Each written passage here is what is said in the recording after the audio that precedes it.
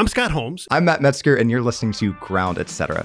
This season, we're going to be talking all things infield grooming, from routine maintenance to leading a groundskeeping team to serious renovation work. We talk to experts of the field on the grounds, the work, etc. Oh, that was good. You're welcome. Scott, when you first met Kevin, Kevin owned a hydro seed company, and some people may know what that is, some people may not, but specifically, how did you make that pivot then when you're working with Kevin from hydro seeding residential commercial properties to sports turf? How did that happen? Well, the old saying, the mother of invention is necessity. Yeah. This was necessity. So this was right around 2008-9, right when we were growing by 100%. So we started the company in 99. And every year we had 100, 150, 200% growth. It was just this constant explosion of entrepreneurialism and growth and new products. And one of the key products, well, the very first product called the TR3 rake, I had taken up into Chicago and did a demo just on the spur of the moment to a baseball complex, a softball complex. No kidding. And they liked it. Now, looking back, I don't know why, but they did, because we have better things now. Yeah. But at that point, they ended up buying like 10 of them from us for the city of Chicago for all their parks and recs. And this was probably in 2006 or 7 that I sold them. And 2008-9 came in, as the world knows, the economy crashed, banks stopped loaning money, and it became very difficult to survive on just one or two products or one or two markets. Yeah. And so Kevin and I made the decision that we were going to make a shift from the equine and landscape market and add a third market, which would be sports turf, simply because of a little bit of experience with the parks and recs in Chicago. Now, the one thing that ABI, Kevin and I know, is that we don't know everything. We don't. I know you think we do. or we make you think we do. I mean, Kevin might. Well, Kevin might. But we don't know everything. We don't know everything about every market we're in. We don't know everything about all ground prep. But what we do know is that there are people out there who know all the things that we don't. And so we really built this business on strategic partnerships. Yeah. I mean, from day one. If we wanted to grow into a market or grow into a product line that we thought there was a space for, we would seek out absolute industry leaders and seek their advice and seek their working with us and building a relationship and a partnership. And we did that in 2009 with an installation company for Infields, and talked to them about what the needs were for the maintenance of ball diamonds, warning tracks, infields, property, gravel parking lots, anything that a municipality would have to deal with. Mm-hmm. And this company really gave us some great advice. And we went to work. And one of the favorite stories I have is that, this company gave Kevin 10 ideas. And in 8 days, we had prototypes built. That's incredible. And within 8 days, we had applied for patents. And those patents are still withstanding and still being used on the products that were invented within 8 days. So necessity sometimes creates urgency, right? And we felt an urgency in 2009, let me tell you, as most of the world did. And that's when we broke into the sports turf. So, I mean, with that many years working on ball fields then, like you probably got some great stories. Does one stand out of like a ball field that you were, I don't know, are you allowed to name it? Are you allowed to say what ball field you loved? I can do this one, I think. Okay. There is one. I know there's someone not allowed to talk about. I'm not going to mention his name, and I'm not going to go into great detail about who he is, but he was the head groundskeeper. I don't know if he still is, but he was.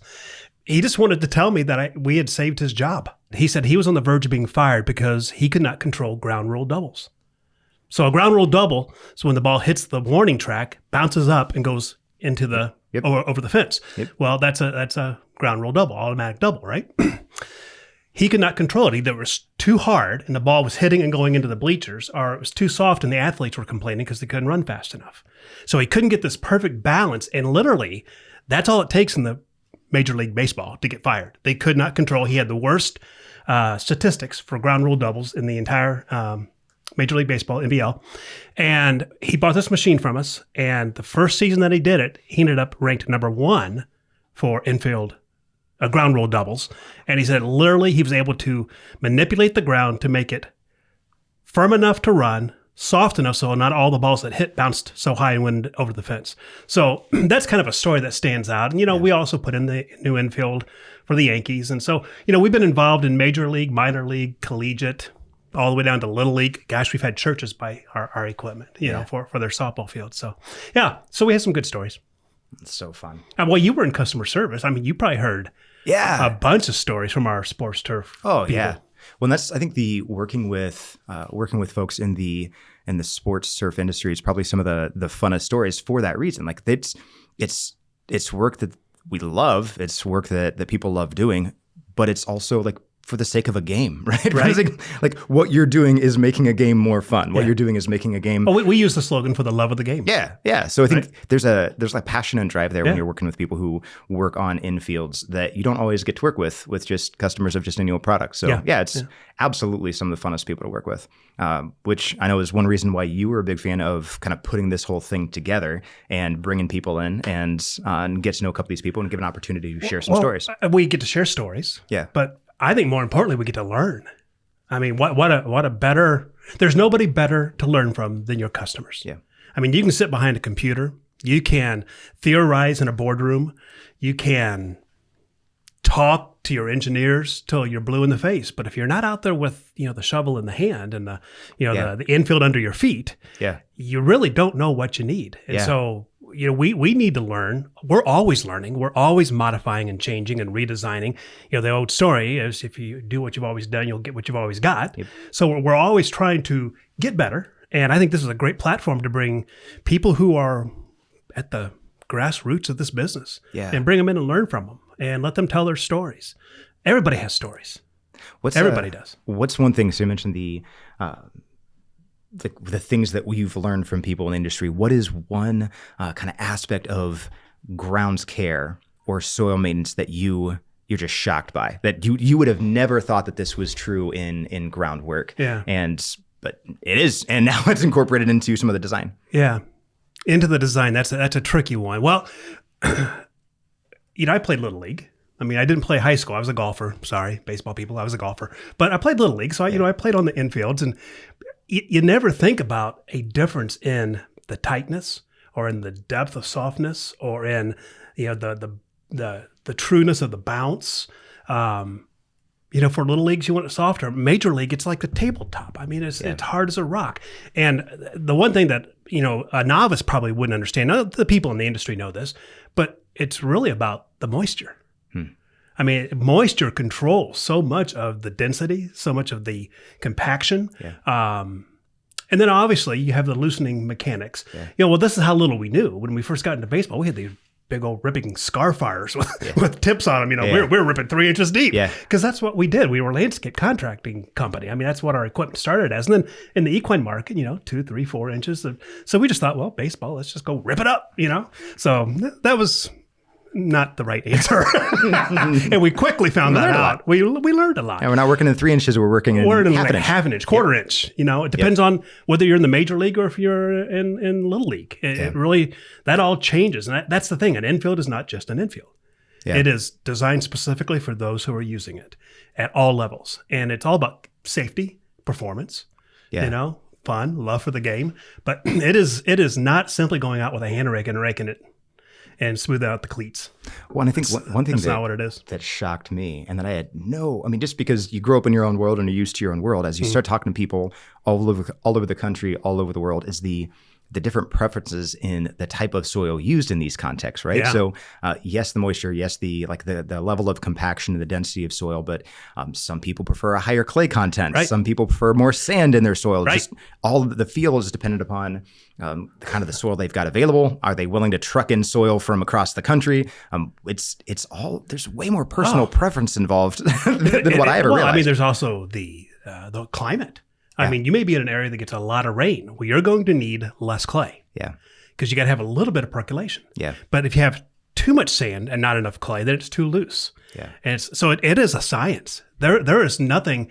You just don't go out and maintain an infield. Yeah. You have to know your stuff, and you got to know what your organization needs. You need to know what your community wants. You want to know what your athletes need. You want to know, what your climate is, and. There are places that in the middle of July, it's like a dust bowl. I mean, it's just hard as a rock because they get no rain. And so you've got to have equipment and you have to have knowledge to be able to make that a safe and playable place. Yeah.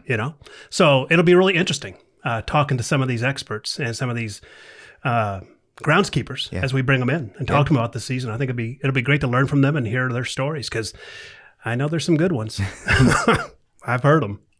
So that actually leads perfectly into the. That's what I do. I set you up for absolute perfection. Go ahead. I don't even know. This whole season, this next couple of episodes we've got here on this podcast is working with groundskeepers, working with professionals who are actually from around the country and working in different climates and working in different soil preferences and working at different levels of the industry. And we're excited to pick their brains. And I know that these are conversations like this that we get to have all the time. Our engineers and our product specialists, and we get to talk with industry leaders, but sometimes people who are working in the trenches, local fields, local high schools, local ball fields, don't always have the opportunity to hear from professionals. Well, I want to go back to my point.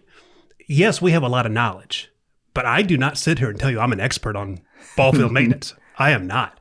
I'm more of a businessman, and we have engineers who are professionals in engineering, and we have product development people who are professionals at product development. But these people we're going to be bringing in are experts in ball field maintenance. And in addition to bringing industry experts from the outside in, we do have people who know their business inside ABI's walls. Yeah. And we're going to be listening to some of those stories and some of those expert thoughts as we bring in people who have been in the industry, who have been with us for so many years that they have learned the expertise of this market, and we're going to be learning from some of our own experts as well as the industry leaders who are on the outside of our walls. That's fantastic. Yeah, it's going to be a fun season. It is going to be great. You're going to find this hard to believe. I'm excited about working with you. Oh, right on. Isn't that sweet? This is going to be fun. Yeah, no, this is going to be really great. I'm excited that we can just ask questions. Like you said, it's been years, decades now of us asking questions of the people doing the work to help figure out how we can best equip people. And so to have those people around the table and pick their brains a little bit, it's going to be interesting for me, and hopefully some great fun listening. Why don't you tell them to watch? Oh, that's a good idea. You should. Clearly, we're excited about this season. Hope you are too. Would love for you to follow along. So tune in, either watch, listen, whatever's best for you, and we're excited to have you along for the stories.